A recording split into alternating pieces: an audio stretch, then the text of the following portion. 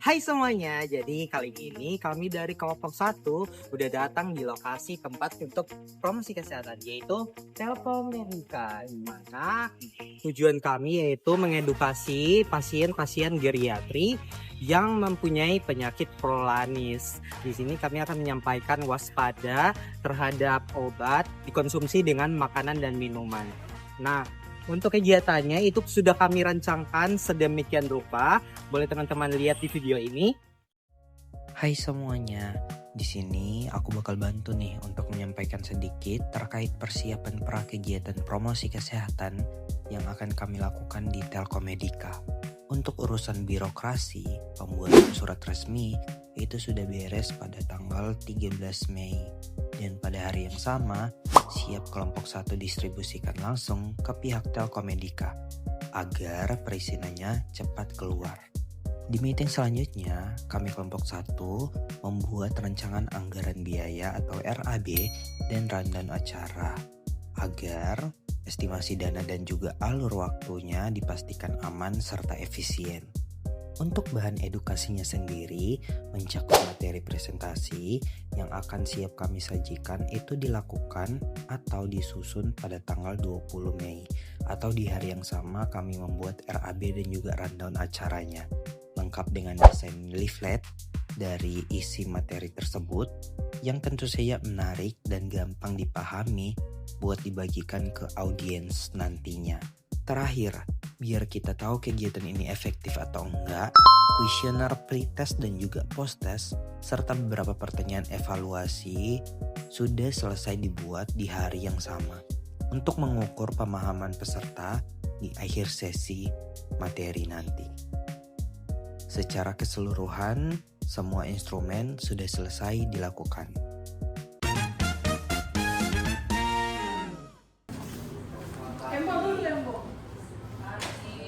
Sebelum mau mulai materi, dari kami mau membagikan dulu kuesioner yang mungkin nanti Bapak dan Ibu akan isi dulu sebelum materi, supaya melihat pengetahuan dari Bapak Ibu setelah materi sudah masuk sudah materi sebelum dan sesudah.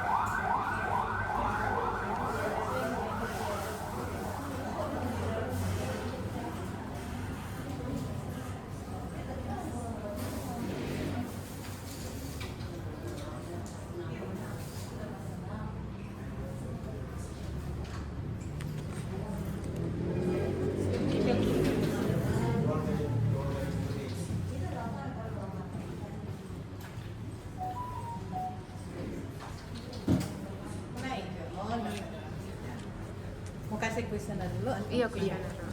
Mau suruh isi. Oh, ada yang mau isi kuesioner dulu, Nek?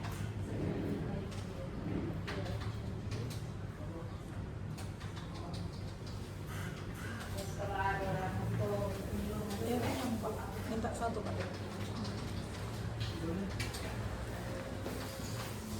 Absen, mau bikin? Olin? Absen, yang lain Pak Absen.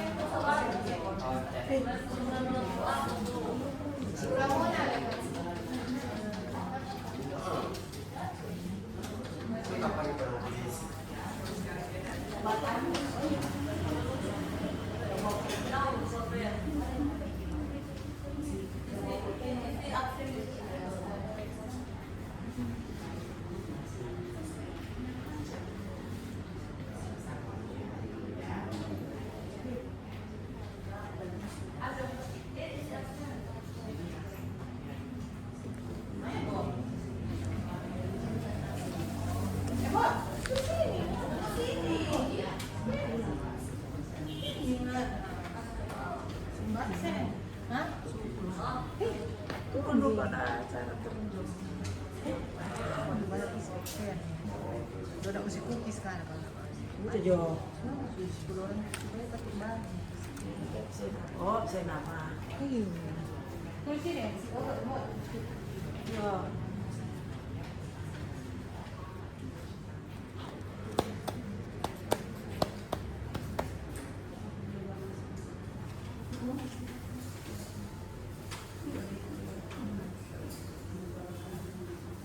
Ya, kalau ada yang bingung mau jawab, tanya.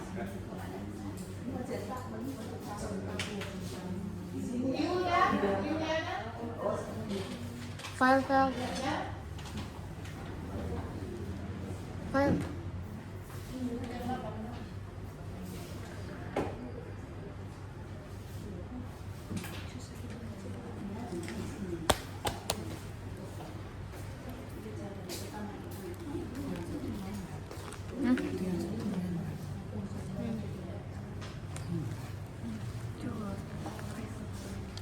Kayak dia itu, kayak dia cepet itu.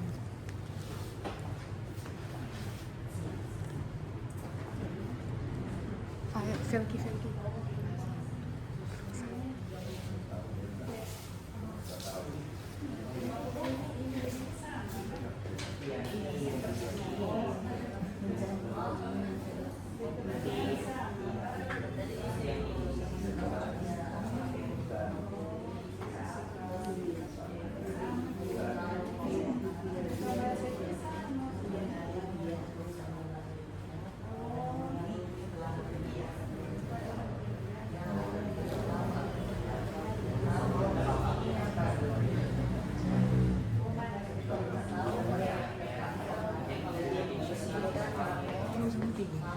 Sari.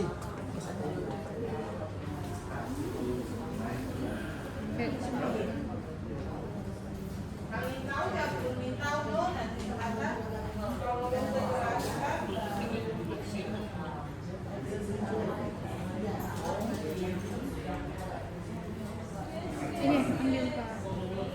Simpan.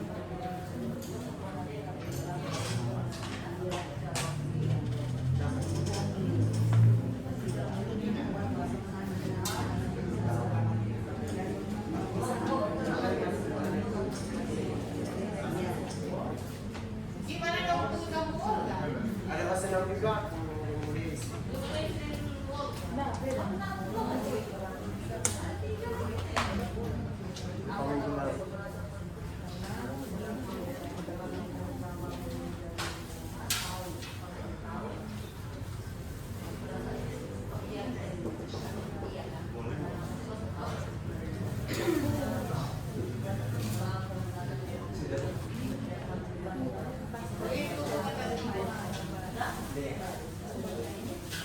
Oke, mungkin kalau sudah diisi yang sebelum materinya dibicarakannya, mungkin selanjutnya akan dijelaskan oleh teman saya terkait materi yang akan dibawakan hari ini.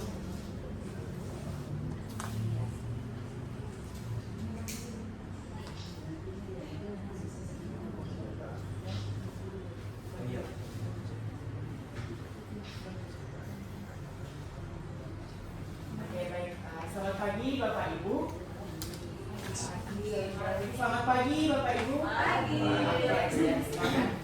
Dari kami tim Farmasi Unsrat dan khusus saya akan menyampaikan materi. Perkenalkan, saya Rafael Ringgi, pada saat ini menempuh pendidikan di Farmasi Unsrat dan saat ini ada di semester 6. Nah, kami akan membagikan di slide berupa petunjuk atau ilmu-ilmu yang bisa membantu Bapak Ibu untuk bisa mengetahui apa saja yang bisa berinteraksi dengan obat dan lebih khusus makanan itu sendiri.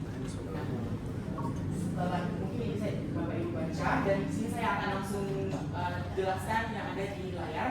Next.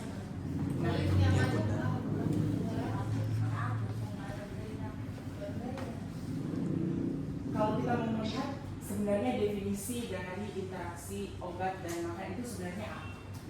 Nah, interaksi obat dan makanan itu biasanya terjadi karena makanan itu dia mempengaruhi cara kerja obatnya. Bisa jadi dia menurunkan efektivitas dari obatnya atau malahan juga tambah meningkatkan efektivitas obatnya. Kemudian, nah seperti yang kedua, itu bisa membuat obat bekerja lebih kuat, bisa lebih lemah, atau bisa menimbulkan efek samping yang bisa membahayakan. Next. Nah, kenapa kita harus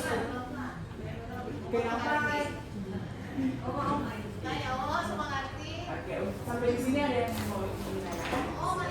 Sudah mengerti? Oke.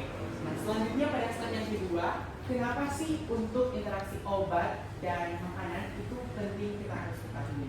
Yang pertama, itu kan obat dapat menyebabkan makanan itu dapat menyebabkan obat tidak bekerja maksimal jika makanannya tidak tepat atau dia dapat berinteraksi dan menurunkan efektivitas dari si obat.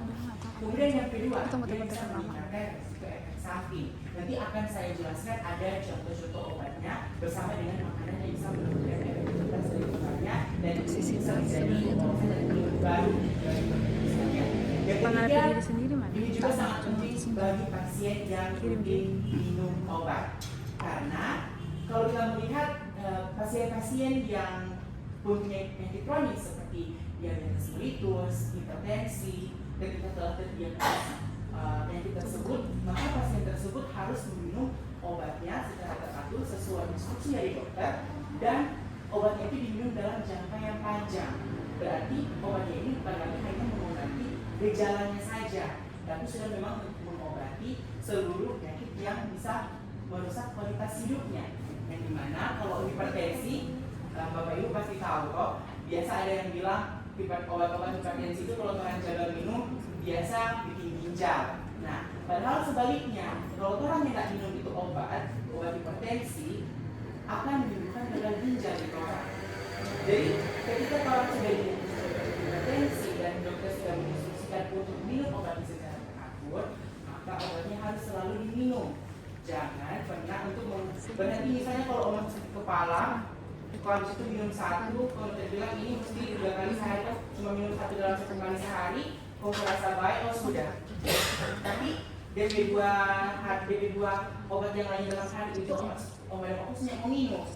Nah, itu yang menjadi kendala, karena obat yang fokus rasa kalau 1 kali minum berarti sudah rasa enak toh. Padahal sebenarnya 2 obat yang lain ini juga dia boleh untuk menurunkan darah tingginya mengandung obat begitu. Jadi dia tidak hanya untuk pada saat sakit kepala baru minum, itu untuk kondisi yang hipertensi. Next. Kemudian yang selanjutnya ada hal-hal yang dapat mempengaruhi. Yang pertama itu ada jenis-jenis makanan yang dikonsumsikan. Ada beberapa jenis-jenis makanan, misalnya yang tinggi lemak. Kalau yang biasa yang berminyak-minyak, yang kadang-kadang lemaknya itu tinggi, nah itu biasa dihindari dengan obat-obatan. Nanti akan saya jelaskan ada contohnya. Kemudian ada jumlah makanan yang dimakan. Kalau jumlah makanan yang dimakan juga terlalu banyak, ini juga bisa mempengaruhi. Kemudian waktu makan dan waktu minum obat. Jangan kalau misalnya dokter suruh bilang ini minum obatnya setelah makan. Nah itu ada perbedaannya, karena ada obat-obatan yang bisa mengiritasi lambung. Ada obat-obatan juga yang bisa buat sama dengan sakit perut, bisa mah. Itulah mengapa obat-obat tersebut dia tidak boleh diminum saat perut kosong. Jadi kalau kita bilang ini minum setelah makan, berarti obat ini itu dia nanti dapat bisa mungkin lambung, bikin sakit perut, makanya dokter anjurkan untuk minum setelah makan. Kemudian ada kondisi tubuh dan juga banyaknya obat yang dikonsumsi. Karena mungkin kondisi tubuh itu bisa jadi obat sakit penyakit itu sudah ada yang komplikasi, dan banyak obat yang akan diminum. Biasanya kalau obat yang penyakit komplikasi itu kayak diabetes, hipertensi itu biasanya harus jadi satu, kolesterol, darah tinggi itu biasanya harus jadi satu, bisa menyebabkan stroke dan lain sebagainya. Itu biasa orang sudah bilang, oh so komplikasi kok dia itu. Nah, ini yang mempengaruhi juga cara kerja obat. Next. Kemudian pengaruh makanan terhadap obat. Nah, yang pertama tadi saya sudah bilang makanan yang berlemak, dia dapat memperlambat kerja beberapa obat. Nanti akan ada contohnya. Kemudian susu.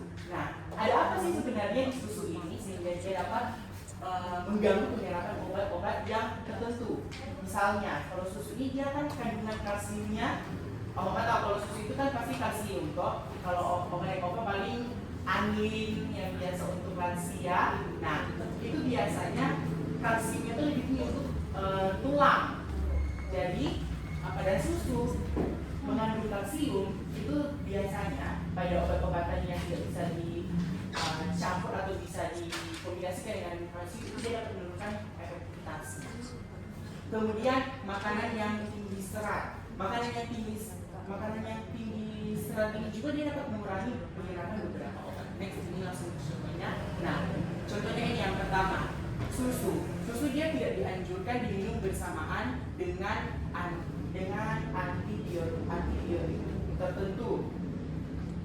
Misalnya, kalau oma tahu obat tetrasilin, oh ya, amoxicillin, sorry. Amoxicillin oma tahu kan sering digunakan biasa. Amoxicillin itu orang-orang jangan bilang, oh kalau kita sakit gigi minum amoxicillin, padahal belum tentu penyebab sakitnya itu adalah bakteri. Nah, ini bisa menuju juga ke resistensi antibiotiknya karena ada indikasi, ada obat tanpa indikasi. Nah, karena ada obat tanpa indikasi, maka orang yang obat cuma bisa kayak, oh saya ini sakit gigi tapi boleh juga minum antibiotik biar sembuh. Padahal itu cuma diagnosis sendiri, cuma beli obat sembarangan ya, tidak konsultasinya dengan dokter. Maka kalau untuk antibiotik dia lebih dianjurkan untuk konsultasi. Dan sekarang obat-obat tidak bisa mendapat antibiotik secara bebas, harus dengan resep dokter. Karena itu memang sudah menjadi aturan terbaru dari BPOM dan maupun secara global juga di seluruh dunia, mereka sudah tidak menganjurkan untuk antibiotik itu dibeli secara bebas. Nah, kenapa kalsium ini dia dapat menurunkan efektivitas? Karena dalam susu itu kalsium itu dia dapat mengikat zat-zat aktif yang ada di antibiotik.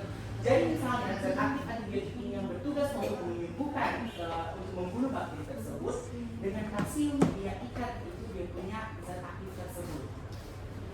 Contohnya itu amoxicillin. Kemudian yang kedua itu ada jus anggur.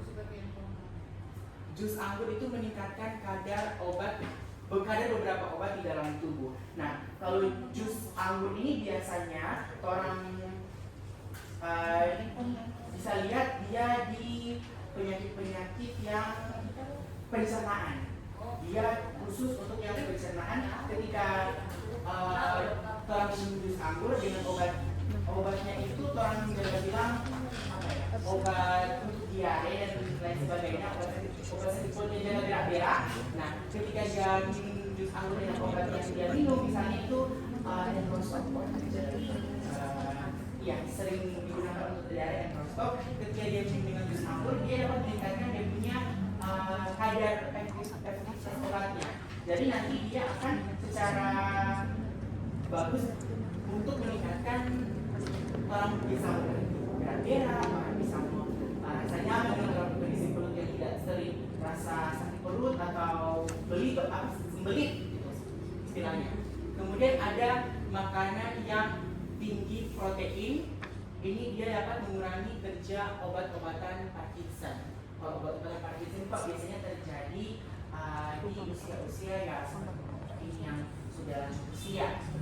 Next. Nah, ini ada contoh obat yang sebaiknya tidak dikonsumsi bersamaan dengan makanan. Yang pertama, ada ibuprofen. Oma tahu ibuprofen ini untuk apa? Sakit. Hanya untuk sakit? Oke.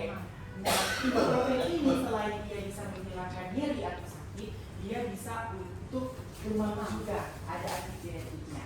Nah, ini dia golongannya NSAID, non-steroid anti-inflammatory drugs. Yang mana kalau orang farmasi itu tahunya NSAID ini dia hanya untuk nyeri, tapi khusus untuk ibuprofen dia bisa untuk antigenetik atau bisa untuk demam. Nah, kenapa kalau ibuprofen dia tidak bisa dengan yang berlemak? Ini teman-teman saya ada edit dengan yang bersoda, dengan burger yang diberi lemak tinggi, ada French fries kalau orang anak muda jangan bilang kentang goreng yang di McD, yang di KFC. Nah, itu kan lemak, itu kan digoreng pakai minyak, itu lemaknya tinggi. Nah, ketika kita memakan itu, dia akan bisa meningkatkan, kalau lemaknya tinggi ya, bisa meningkatkan iritasi lambungnya karena ibuprofen ini dia NSAID. Golongan NSAID itu kalau orang farmasi bilang golongan NSAID itu dapat bisa mengiritasi lambung, nanti bisa orang dan dia bisa membuat mah. Nah makanya dokter juga memberikan untuk minum setelah makan. Yang selanjutnya itu ada obat simvastatin. Obat simvastatin untuk apa? Ya, diminum pada saat sebelum tidur. Biasanya dokter saya bilang sebelum tidur. Kenapa diminum sebelum tidur? Karena pada saat tidur kolesterol itu dia diproduksi. Makanya pada saat kalau mau tidur itu dia bekerja dengan baik karena kolesterolnya dia langsung menurunkan kolesterolnya. Nah, kenapa dia tidak boleh dianjurkan untuk diminum dengan jus anggur? Nah, jus anggur ini dia ada senyawa dan dia mau menghambat enzim pencernaan. Jadi dia tidak bisa untuk enzim pencernaan ini dia mau menyerap itu obat-obat zat-zat obat yang omong minum tadi. Jadi kalau minum dengan jus anggur maka dari penyerapan obat itu zat tadi tidak akan bagus, turun efektivitasnya. Karena kan obat minum di malam hari toh, jadi obat tidur sudah tidak ada aktivitas lainnya. Next.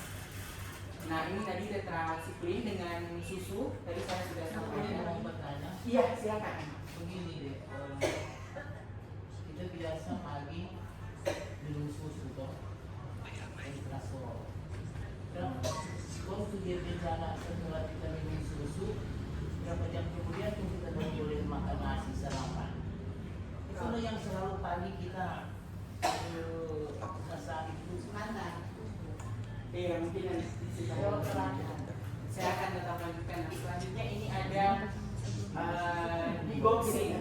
Digoxin ini dia tidak disarankan dengan yang tinggi serat karena digoxin ini untuk obat jantung. Biasanya pada orang yang sudah kronis, jadi dia diresepkan untuk obat-obatan untuk penyakit yang sudah pasiennya itu sudah mengalami jantung dan dia tidak direkomendasikan untuk dimakan bersamaan dengan makanan yang tinggi seratnya.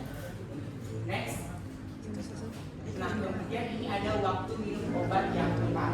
Nah waktu minum obat yang tepat ini yang pertama ada obat yang harus diminum sebelum makan. Jadi ini tergantung dari penyakit apa dan juga obat apa yang nanti omong berapa. Jadi nanti akan setelah konsultasi dengan dokter kasih resep, terus di farmasi dan farmasi akan jelaskan apakah dia akan minum sebelum makan, setelah makan. Nah, kemudian ada obat yang lebih aman diminum setelah makan, seperti tadi ibuprofen tadi dapat mengiritasi lambung, dia bisa mengasih jadi mah, gitu. Makanya dia diminum setelah makan. Kemudian ada yang ketiga itu pentingnya mengikuti aturan minum obat dari tenaga kesehatan. Jadi kalau mau minum obat itu harus patuh dengan apa yang sudah dikatakan oleh apoteker dengan apa yang sudah dikatakan oleh dokter. Jadi jangan untuk misal mau obat sehat jangan tiba-tiba langsung diberhentikan minum obatnya, dikonsultasikan dulu dengan dokter. Nanti itu akan dievaluasi, akan dibentuk apakah memang sudah benar-benar membaik kondisi dari obat. Next. Nah yang terakhir ini sudah terakhir. Selanjutnya ini ada tips aman untuk minum obat, di mana ada obat itu diminum sesuai anjuran dokter apoteker, kemudian lebih dianjurkan untuk diminum dengan air putih, kemudian hindari minum obat bersamaan dengan teh, kopi atau susu tanpa anjuran dari dokter, kemudian perhatikan juga jadwal makan dan jadwal minum obat. Next. Nah, selanjutnya ingat selalu untuk penggunaan obat yang benar itu membantu pengobatan lebih efektif dan aman. Jadi kalau penggunaan obat atau cara minum obat dari obat itu benar, berarti harapan untuk sembuh atau sehat itu lebih meningkat. Kemudian jangan ragu untuk berkonsultasi dengan tenaga kesehatan jika ada pertanyaan tentang obat atau makanan yang mau makan. Oke, terima kasih. Di sini baru akan silakan dari obat. Jadi maksud saya antara minum susu dengan bisa makan boleh berbeda. Ada orang yang bertanya ya? Banyak sekali. Boleh. Silakan Om.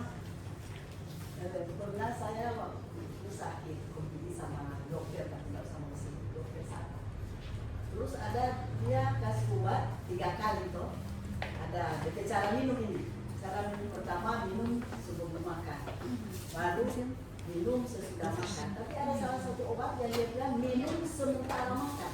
Nah, kedua dari situ ada lagi satu lagi, itu kebahagiaan cara minum obat kan menurut dokter itu 1 hari 3 kali. Kalau dokter itu 3 kali memang betul-betul 3 kali. Jadi 3 kali itu tiap 8 jam. Dia bilang jam berapa bangun minum itu karena tiap 8 jam itu dan minum. Jadi mana yang perlu dengar penjelasan itu. Oke. Mau jawab dari orang tadi kalau mau minum susu oh iya, saya jawab dulu dari tadi. Susu dengan mau makan pagi, iya toh? Nah, kalau susu ini, kalau susu memang kalau orang tidak meminum obat yang istilahnya bisa berinteraksi dengan si susu atau zat kalsium dari susu itu boleh saja, tapi untuk dia punya jarak itu bisa 30 sampai 1 jam. Jadi untuk jaraknya seperti itu. Ada lagi yang mau nanya? Jadi setelah ini mau minum obat ini, boleh jarak berapa jam setelah makan dan minum obat? Apa boleh langsung? Biasanya kalau dari medisnya yang disebut 30 menit. Oh, jangan langsung minum. Iya, iya. Karena biasanya ada makanan yang dia bisa mengganggu obatnya tersebut. Jadi kalau misalnya untuk makanannya itu saat dimakan langsung setelah makan langsung minum obatnya lagi, nah itu bisa jadi dia dalam itu masih tercampur dengan makanan. Karena kan dia belum tercerna dengan sempurna makanannya. Ada lagi. Yang pertama, yang saya minum obat 4 biji. Apakah diminum 1 kali atau ada jaraknya antara obat dan obat? Nah, tergantung penyakit apa dan obat apa. Jadi kalau misalnya obatnya itu dia obat-obatan yang misalnya diabetes ada glibenclamid dan itu dia diminum saat makan. Jadi setelah obat minum itu 1 selama pertama masuk itu dengan kenapa? Glibenclamid atau metformin itu dia menurunkan kadar glukosa kadar gula dalam darah. Nah, kadar gula dalam darah ini pas mau makan, dia mau makan langsung diminum juga dengan dia punya obat. Karena makanan yang masuk itu dia langsung dicerna dan langsung menjadi glukosa. Itu kan glukosa kan sudah mau tinggi kan dalam darah. Jadi langsung dibentuknya obat yang diminum sementara makan. Iya, masih sementara makan. Itu dia langsung bekerja, langsung bisa menurunkan yang obat sementara makan bukan akan bos. Akan bos. Kalau gliben itu sementara makan. Sebelum makan bos berarti ya akan bos mungkin ya sementara. Karena dia definisi menghambat. Iya, betul. Bos. Akan bos. Kalau gliben setelah. Gliben 15 menit. Iya, 30 menit sebelum. Ya. Jadi kalau ada beberapa obat diabetes yang tadi dokter sudah koreksi, mohon maaf, ada akardos, kalau akardos yang dimakan saat makan. Kalau yang glibenclamid dia 30 menit sebelum makan, tapi makanannya itu memang sudah harus ada di meja makan. Jadi sebelum makan itu sudah langsung minum, tunggu beberapa saat, baru langsung makan supaya tidak jadi gula darahnya obat itu turun drastis, nanti bisa pusing. Sudah bisa menjawab? Tidak dimaksud baca macam obat yang minum. Apakah langsung minum 4 atau ada jaraknya? Tergantung obatnya. Jadi nanti dianjurkan untuk dia tidak akan diminum secara besar. Kalau sepengetahuan saya dia tidak akan semua obat itu dia tidak akan diminum bersamaan sekaligus. Dia akan nanti ada interaksi, ada konsultasi dengan dokter untuk dia ada jeda-jeda. Begitu.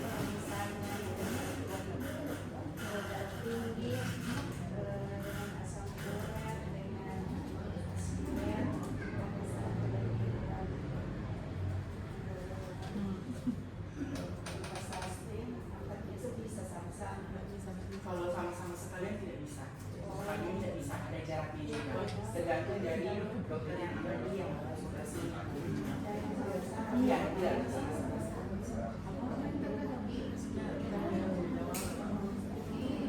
Jadi tergantung obat. Kayak sinfas kan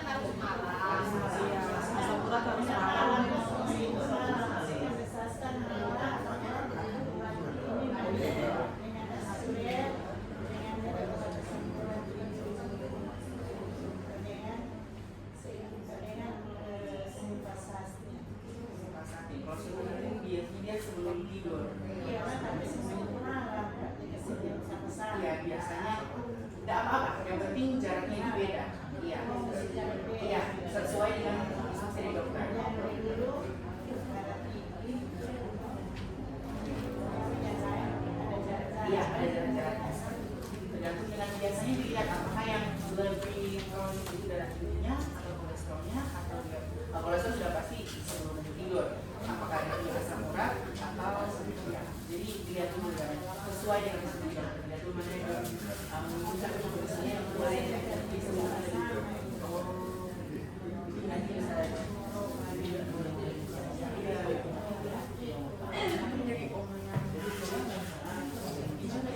Ceritanya waktu dokter yang itu yang memberikan, karena kan orang nggak tahu obat apa yang Oma minum, karena obat itu beda. Masih obat, tadi kan dia dijelaskan ada yang bisa sebelum makan, ada yang sudah makan, ada yang bisa sama-sama. Nah obat-obat yang diminum nggak tahu, jadi konsultasi dengan dokter yang memberikan obat itu. Orang ini memberikan gambaran umum kan ya. Jadi untuk masing-masing obat konsultasi dengan dokternya atau apoteker yang memberikan. Jadi jangan-jangan kalau misalnya oma-oma membeli obat di apotek langsung ikut tanya, ini mau minum bagaimana, apakah saya minum pada saat jam 7 langsung makan, setelah ini 20 menit semua minum. Jadi yang saya masalah semua minum nanti pada saat semua tidur. Jadi langsung tanya kepada apoteker lebih bagus, dan juga dokter juga itu lebih bagus.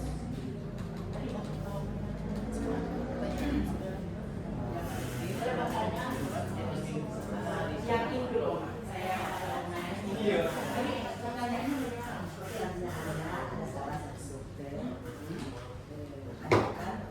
obat dakan itu mesti sesuai jamnya. Iya, betul. Baru ada lagi obat yang sebelum makan, sesudah makan, dan ada satu yang sesudah makan. Iya, bersamaan dengan makanan. Kalau obatnya 3 kali sehari itu, dia 3 kali sehari itu berarti dia 8 jam. Kan ada 24 dibagi jadi 3 8.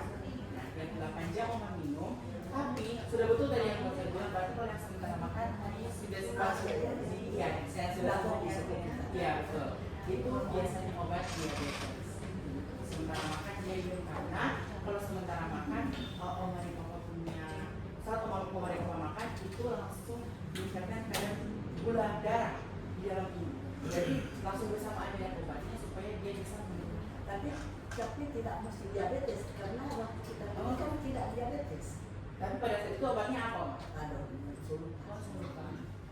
pada saat itu dia ini makan sebelum makan. Baru ini sementara makan. Kalau dalam keadaan Sakit mah mungkin. Iya, sementara makan.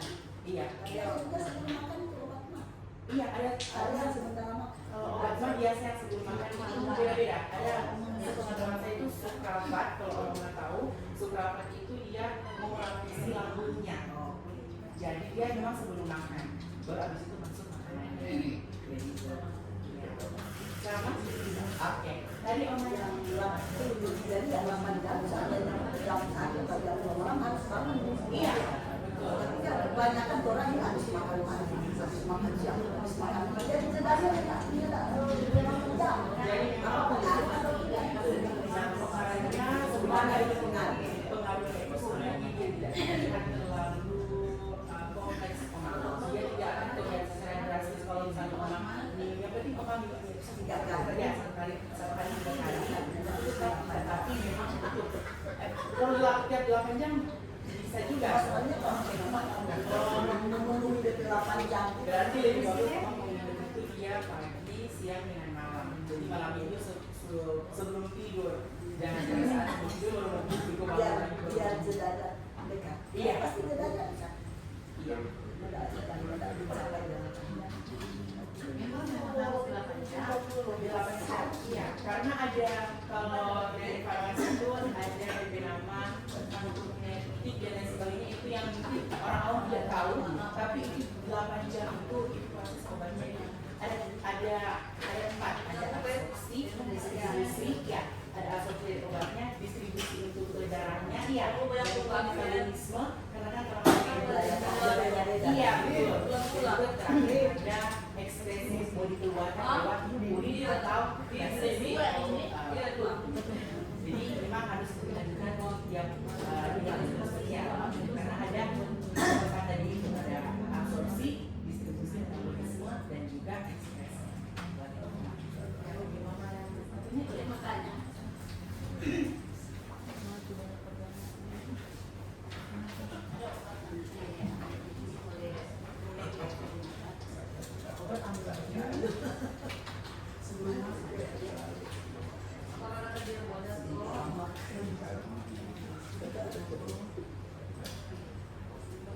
Sebelum makan biasanya kalau setelah makan ada gangguan atau bagaimana? Tapi dari dokter dianjurkannya setelah makan. Oh sebelum, berarti Oma menurut itu diet 30 menit sudah paling kalau lagi tidak sabar itu dia bisa yang penting tunggu sekitar 15 menit.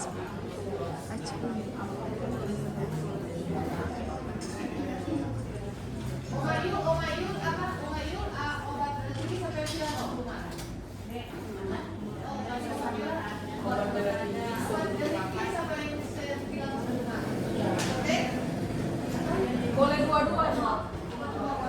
Boleh dua-dua. Boleh semua. Boleh nggak minum sebelum makan? Boleh. Berarti bukan sebelum makan. Bisa sebelum makan, bisa sebelum makan. Dari dulu. Iya, Oma Yul.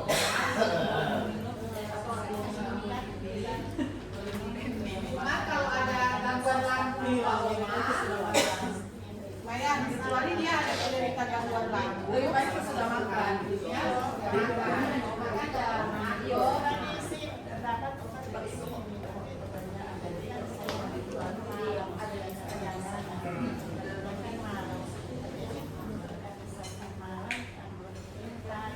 Iya, betul.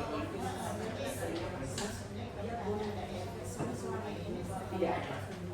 Oke, berarti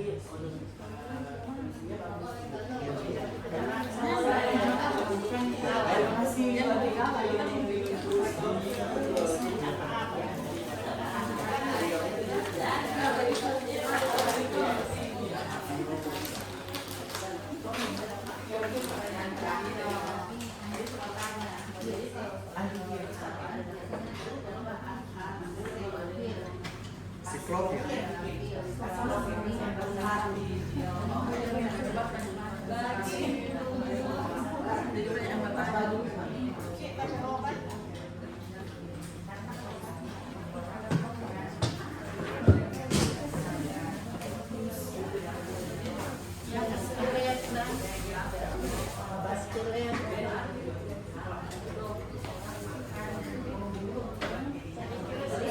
ada pertanyaan yang lain-lain kan boleh jawab kok.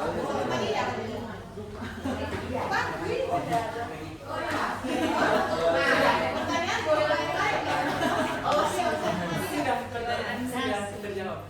Sudah? Ucapkan terima kasih kepada Oma dan Antusias ya. telah mendengarkan Tepuk tangan. dan sangat antusias untuk menanyakan. Tapi pada kali ini kami sangat senang sebagai mahasiswa farmasi boleh diberi apresiasi. Kita tepuk tangan dulu sama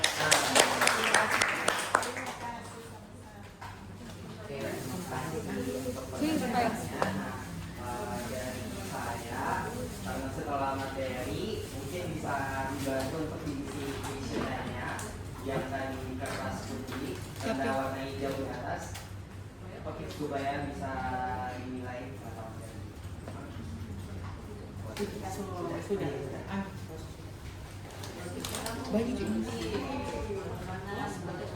Ambil DP pensil. Iya, yang penting soyo. Stempel mengerti nggak nih Oma? Mengerti nggak tadi? Iya. Mengerti dong. Jadi ada tuh obat-obat Jadi, obat yang minum semua tuh. Anda sudah tahu semua sudah dengar yang kantor sama tadi. Nah, jadi Rafael bilang bahwa ada makanan-makanan kan ini interaksi obat, makanan, minuman. Yang dapat sesuai tangkap tadi apa? Obat, makanan apa yang mesti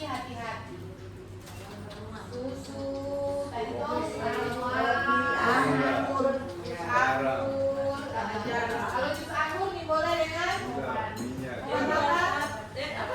Obat boleh. Kalau lagi obat kolesterol, malam-malam nih boleh makan anggur. Nah, kalau pagi-pagi boleh tidak? Boleh. Dia boleh makan. Jantung, tidak kolesterol, boleh makan anggur. Jadi ini boleh kalau waktu BK. Apalagi tadi? Kalau susu berlemak boleh deh ya? Antibiotik, amoxicillin, antibiotik. Kemudian kalau ada yang obat Pak Ibu ahli dan lain-lain bahwa ada obat yang mesti dokter bilang mesti 8 jam, mesti 5 jam. Jangan mesti karena mungkin memang obat berfungsi memang mesti ikut mudah. Tapi kalau ada obat-obat sama dengan bukannya tentang melakukan obat mau usul atau tidak sekarang cuma mau lihat-lihat saja. Dia kalau katanya sedangkan dokter bilang kalau paracetamol kan 3 kali aku akan tulis. Mas yang malam masih panas tuh adek boleh. Jadi obat itu macam-macam ya. Jadi jangan patokan satu macam obat begini semua begini ada. Obat itu kalau tadi seperti ini yang saya bilang tergantung jenis obat. Jadi boleh kalau bingung tanya di apotek, waktu apoteker menjelaskan atau tanya waktu dokter yang ada obat. Oh ada satu deh apa? Nanti orang lain yang jawab sini. Cara menyimpan obat. Nah sekarang saya akan jawab. Cewek. Ini cewek cantik jawab. Cara menyimpan obat. Ada obat yang apa namanya?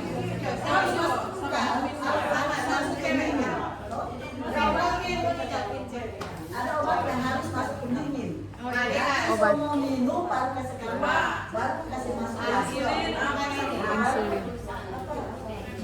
Buat sirup, simpan. Ayo adek, beli adek. Cewek cantik atau cewek sabar? Cewek lupa jawab. Yang ini jawab. Namanya Yang obat pakai siapa namanya? ini boleh minum. Ini Dan dia masih bisa minum yang penting simpan baik-baik. Tidak bisa minum, tidak bisa Siapa yang nama? Nah, Alvira. sudah dibuka.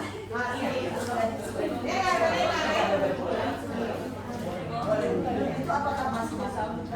Nah, sekarang Alvira dulu dari sini. Alvira di sini. Alvira berdiri sini mau jawab. Dengar tentang cara berapa obat. Nah, oke sih jawabannya sih.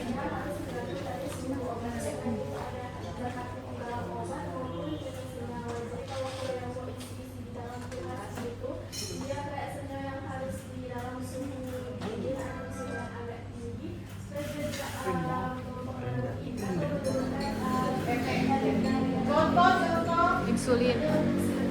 Nah, masukkan sirup, kasih di dalam kulkas. Dan wadah dari freezer. Oh, enggak. Kalau freezer dia sudah minus 20 begitu. Di pintu kulkas obat apa? Ada yang diabetes, insulin. Iya. Oh, Di pintu Dan kulkas. biasanya kalau sirup itu wadahnya sudah dirancang untuk tahan suhu tinggi. Sudah dicampur dengan air, misalnya dia sudah dicampur dengan oh air. yang antibiotik, yang nyari fungsi itu katanya bukan ada. Itu boleh simpan berapa tahun? Boleh nanya tuh, boleh simpan berapa? Tuh makanya tadi boleh simpan 1 tahun. Kalau saya simpan 1 tahun di kulkas. Bilang apa dong? Jadi kalau obat dicampur itu kalau 5 hari. Obat itu kan obat itu kan pakai expired. Expired misalkan sekarang hampir seminggu. Sekarang cuma di kulkas kenapa? 5 hari. Oh, jelaskan. Itu obat saya tulis. Kan tertulis 1 tahun expired. Kan sudah dibuka Karena di kalau sudah dibuka. suspensi, oh, kayak kan itu 5 hari. Oh, boleh. jelaskan. Aduh, ujian skripsi. Udah rasa aneh dan musiknya nih kok.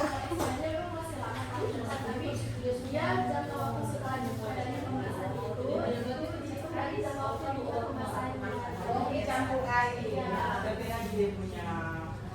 Jadi obat awalnya Kacau, biasa kacau. obat awalnya sebelum obat karena secampur air jadi kalau campur air sampai tahun boleh Iya, Minggu. kalau puyeng kenal gimana? Saya tuh bukan puyeng sudah lain lagi yang jawab. Kalau puyeng jawab ya. Nah, kalau puyeng bagaimana? Berapa lama simpan? 10 tahun kan? 20 tahun kan? Kalau puyeng. Oke, tapi saya puyeng. Kalau puyeng boleh buat apa? Karena obat ada cuci. Gara-gara cuci di badan. Makanya setelah itu mau dengar kalian, karena saya itu bawa cucu. Karena ini cucu itu yang sering striker.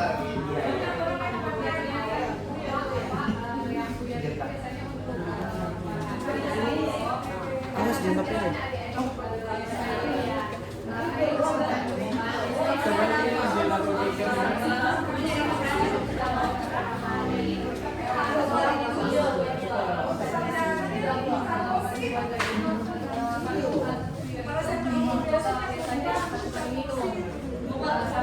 Kalau misalnya ada satu dikasih dokter itu ada untuk itu berarti untuk obat puyeng nanti satu puyeng itu dihabiskan beberapa satu puyeng itu dihabiskan dalam jangka waktu satunya. Biasanya kok itu puyeng itu dari adik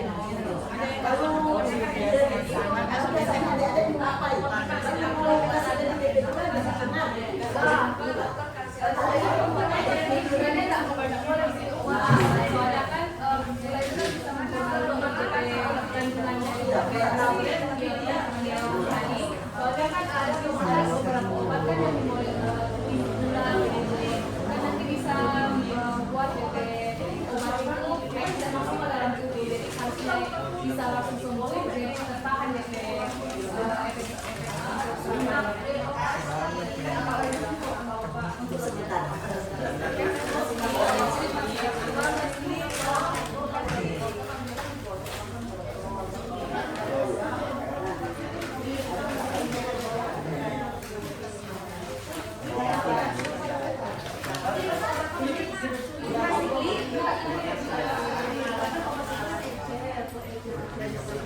Makasih Oma. Iya, makasih Oma.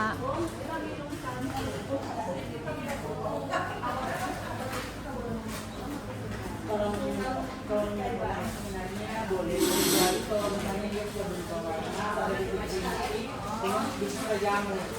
Yang penting kalau kamu jadi plastik masih satu jembatan walaupun lebih tekan bagus dia masih boleh. Yang aku ada Dari seorang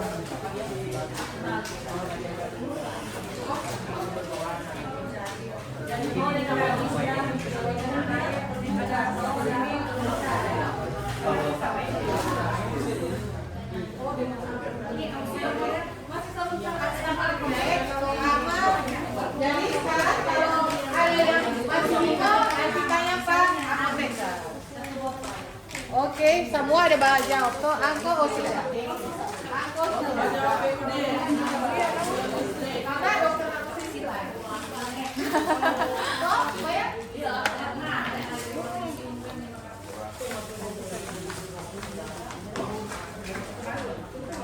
Biasa dia tutup botol itu.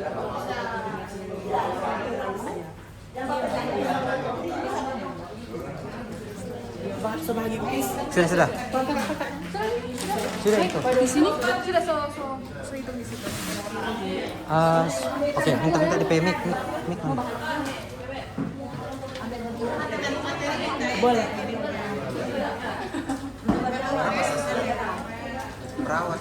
Terima kasih untuk terima kasih untuk apa yang telah diberikan dari Bapak Ibu dan dari kami dan juga kami bisa untuk foto bersama dan juga membuat video. Apakah boleh? Terima kasih, Len. Boleh udah foto bersama dan menambahkan klub apa? Terima kasih, Dok. Terima kasih sudah kukis, sudah Pak Ilmu, sering-sering datang, Dok. Semoga Dora dari Unsrat, mahasiswa Unsrat Farmasi. Jadi semua sudah kan semua seperempat. Terima kasih. So bagus Dora nggak anu kan presentasi kan? Bagus. Jelas semua? Iya. Berarti mau dapat nilai berapa Dora? Sebenarnya masih banyak. Berarti mau sesuai berapa? Berhubungan dengan obat. Oh hebat. Itu dia. Bagaimana kalau campuran? Bagaimana? Iya, mungkin boleh foto di sini. Iya. Mana dia mau?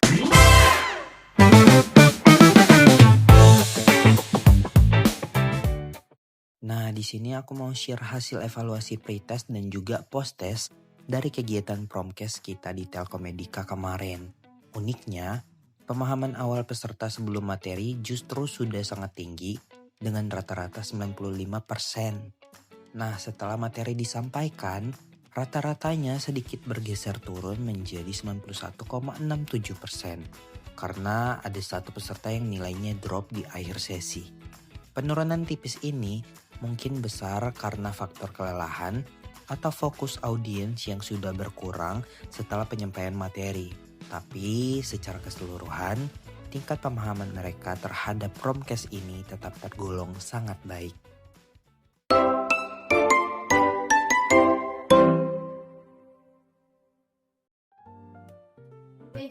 Bagus, sangat baik karena menambah pengetahuan kami juga.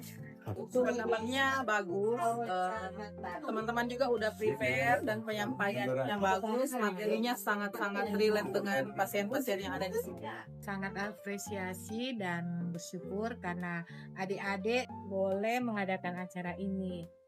Ini suatu bentuk acara kegiatan yang sangat bermanfaat, terutama untuk pasien-pasien di sini dan sangat dihargai upaya dan apa yang dilakukan hari ini.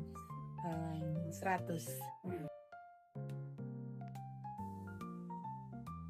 Ya, sudah jelas dan sangat membantu pasien-pasien karena di sini banyak pasien-pasien kronis, jadi sudah sesuai, sangat membantu. Bermanfaat dan jelas. Walaupun waktunya singkat, tapi lain kali siapa tahu bisa datang lagi. Sejauh ini ya sudah jelas dan bermanfaat. Tinggal mungkin lebih dilatih lagi cara penyampaian.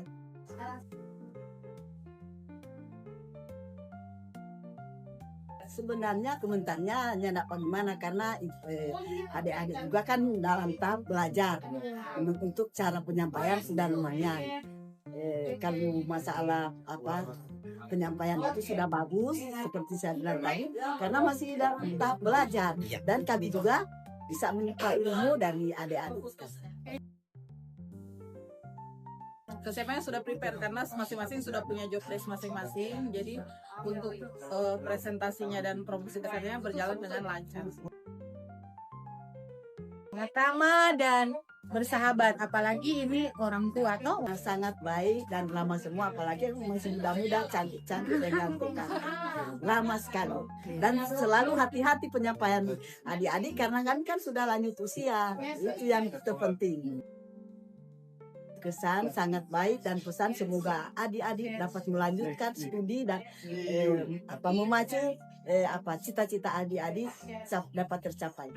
Kesan dan pesan, semoga ini bisa jadi kegiatan rutin ke depannya, terus juga bisa memberikan materi yang lain-lain lagi karena masih banyak juga sih pasien-pasien yang belum terlalu paham tentang penggunaan obat, penyimpanan obat dan interaksi obat juga. Sangat baik, sangat bersyukur, nilai 100. Tapi kalau di nilai nggak boleh 100 kan. 100 untuk Tuhan. Jadi 90 jangan. 90. Pesan terus semangat atau raihlah cita-cita dan semangat terus. Semoga selesai. Kalau sudah selesai, kalau ada lowongan sini datang ke Telkom Medica. Thank you dokter. Promosi kesehatan Telkom Medica. Atur pola makan, pahami obatmu. Mungkin video ini bisa bermanfaat buat teman-teman yang tidak dapat hadir untuk mengikuti kegiatan kami promosi kesehatan di Telkom Medica. Mungkin bisa menonton video ini. Dan saya mengucapkan banyak terima kasih atas antusias teman-teman untuk bisa menonton. Jangan lupa di like, comment, and subscribe. Bye-bye! One is the loneliest number that you'll ever do.